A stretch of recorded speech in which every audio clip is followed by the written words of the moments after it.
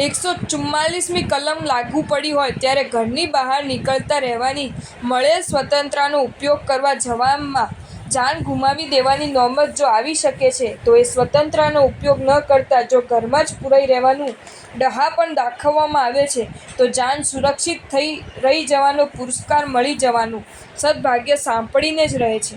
આ વાસ્તવિકતા એટલું જ કહે છે કે દરેક સ્વતંત્રતા જો સુરક્ષાની બાંયધરી નથી આપતી તો દરેક બંધન ગૂંગળામણનો અનુભવ જ નથી કરાવતું રહેતું।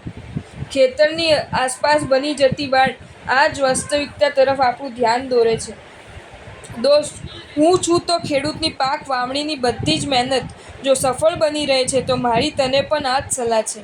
શીલ, સંસ્કાર અને સદ્ગુણોનો જે પણ પાક મેં તારા જીવન ખેતરમાં ઊભો કરી દીધો હોય એને સલામત રાખી દેવાતું વ્રત નિયમોની વાડ ઊભી કરીને જ રહેજે, બચી જઈશ। જો તમને આ વિડીયો ગમ્યો હોય તો આ વિડીયોને લાઈક કરો અને મારી ચેનલ જૈન ફેક્ટ્સ એન્ડ સ્ટોરીઝને સબસ્ક્રાઈબ કરો। ધન્યવાદ।